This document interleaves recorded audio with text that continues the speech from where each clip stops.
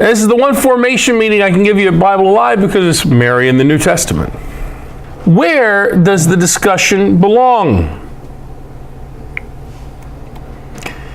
Do we fit Mary in the hierarchy of truths of our church and our tradition? Do we fit her into Christology as an appendix, where Thomas Aquinas situated his own reflections of Mary? Is that where we should fit her? After all, she's the mother of God, so she's the source of his human nature. Do we fit her into Christology? Or would we fit Mariology as being a part of ecclesiology, the theology of the church, the ecclesia, the mystery of the church? That's where the Second Vatican Council has placed its teachings on Mary and the other saints. Or should we forget about it until we have adequately come to understand our Christian spirituality within the theology of the Holy Spirit, called pneumatology, and proximate to the theology of the final things, the last things, sometimes called, in these recent years, eschatology? Where do we fit Mary?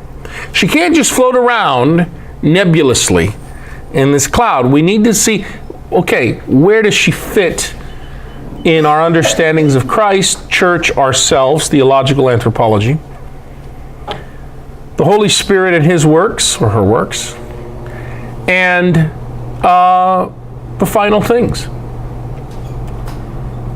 There's no single correct answer, ladies and gentlemen. She interlocks with all of those things. We might as well consider Mary and the saints within the mystery of God, since it is the holiness of God that is the gift they receive, by which they were transformed, and which they reflect, as the moon reflects the rays of the sun.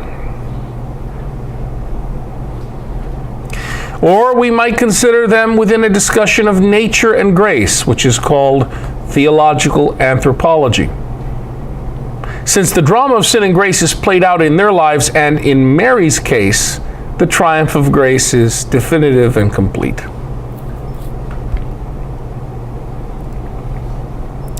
Among Christians, Catholics see Mary and the saints as part of their everyday lives. Mary and the other saints are holy ones, and they are seen as objects of prayer and devotion. They're not to be adored, in Greek latria, but they are to be given due reverence and respect, dulia, and in the case of Mary, hyperdulia. Mary and the other saints are not seen most readily as objects of theological and doctrinal reflection by most Catholics most of the time. What does that mean? That means the people in this room, most of the Christians in this room are Catholic. And most of these Catholics, and Catholics you'll meet by and large, have a ready access to Mary and the other saints on a daily basis.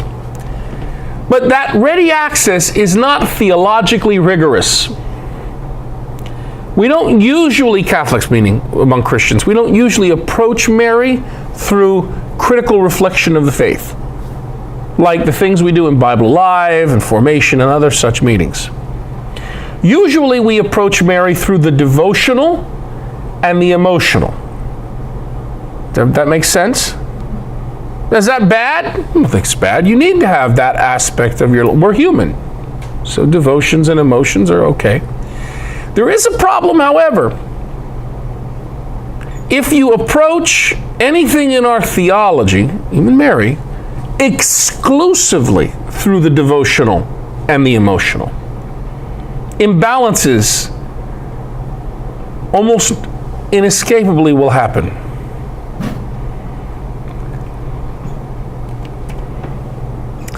Among Christians, Catholics hold that Mary is not just any saint. Indeed, she is the greatest of saints. She is seen as the preeminent member of the communion of saints.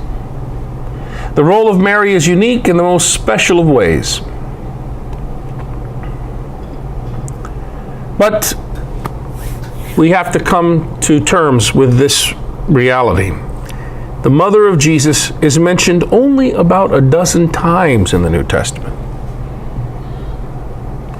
So why is Mary so important to Catholic faith and devotion, if that is the case?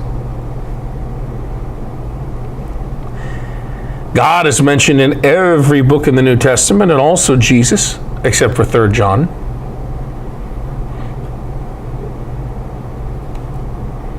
Yet Mary is named only in the Synoptic Gospels and Acts of the Apostles.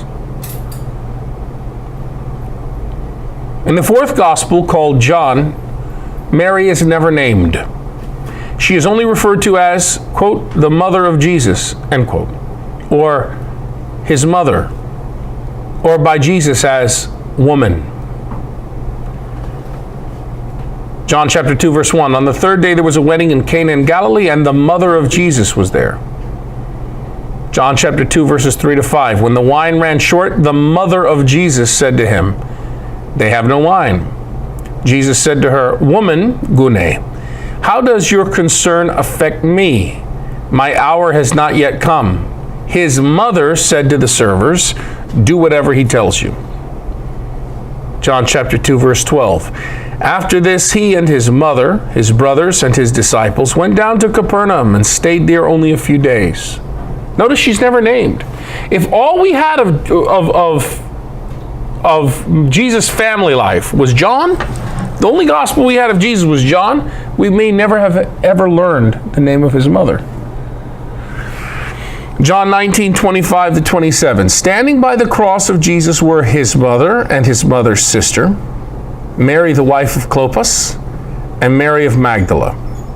When Jesus saw his mother and the disciple there whom he loved, he said to his mother, woman, behold your son. Then he said to the disciple, behold your mother. And from that hour the disciple took her into his home. The only reference to Mary in the Pauline writings is in Galatians chapter 4, verse 4. God sent his son born of a woman. But he's not using that expression in some kind of reverential way to Mary. He's using the expression born of a woman as a way of saying in first century Mediterranean Israelite parlance, he's human.